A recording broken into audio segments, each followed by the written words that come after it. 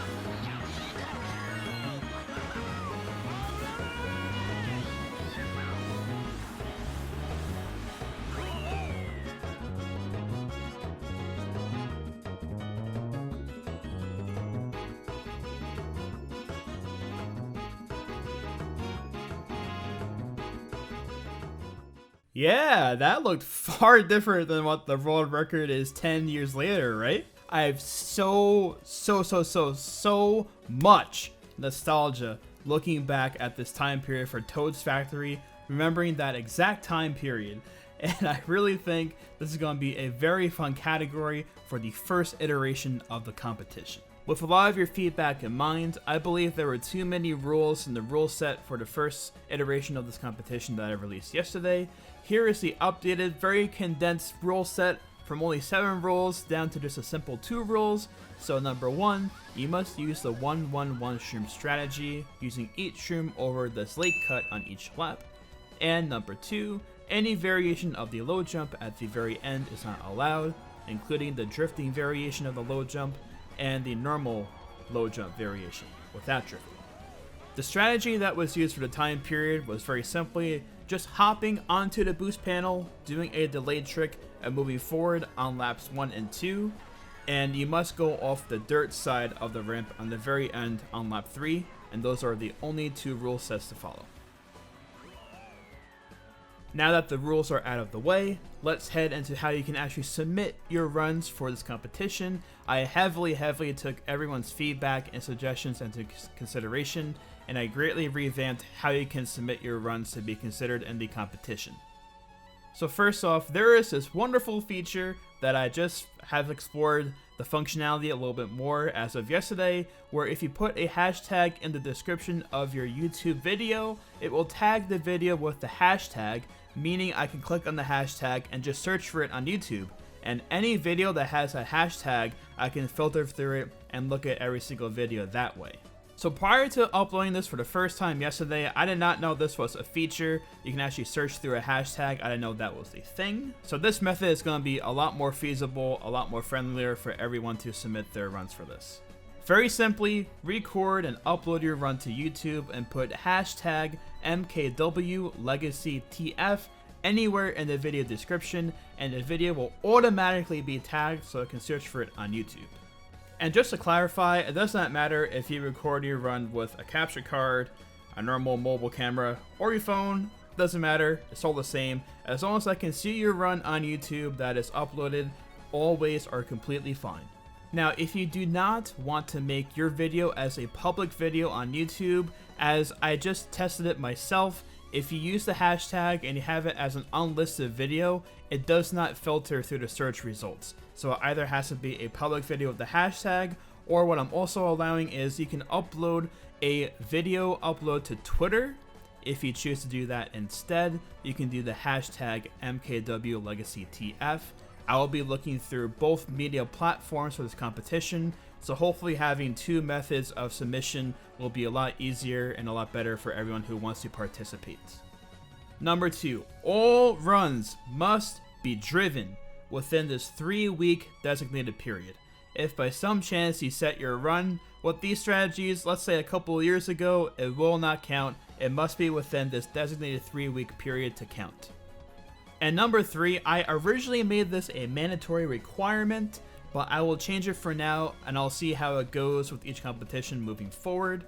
It is still highly preferred that times are set through CTGP Revolution, but there is no longer a mandatory requirement to use it to participate. Once the 3-week window is complete, the competition will end, and as mentioned, I will make a leaderboard of all the times that were set. I have made a minimum cutoff of a time of sub 155 to be put on the leaderboard for the sake of anticipating a large volume of submissions that would otherwise take far too long to compile all the entries, and I think that is fair. And lastly, the juicy details of who will be winning each competition. So each video from this point on in the series will show first the results of the last competition, and I will record and showcase the winner's time. After the winner's time is showcased, I will announce the next Legacy World Record competition track and follow the same format as this first video. And with that, my fellas, I believe we have run over everything that we need to know for this competition from here on out. Once more, I want to heavily thank you all who watch my content and always provide constructive feedback, suggestions, and your opinions on how to improve things. This is my first time making this type of series, let alone a competition, so I felt it was only proper to take down the original upload yesterday, make some changes, revamp things a little bit, make things a lot more simple to follow, and re-upload today. I think ultimately this will make things a lot more enjoyable for participants who want to compete in the competition, and even those who are not participating just to watch the series moving along. And as always, if you want to see more time trial content like this coming to the channel, please do give me a thumbs up as well as subscribing to the channel if you have not done so already. It really helps with the growth of the channel moving forward, and I thank you all so much for your consistent support. It really means a lot to me, and I look forward to seeing the results of this first competition. Good luck, and I'll see you guys soon.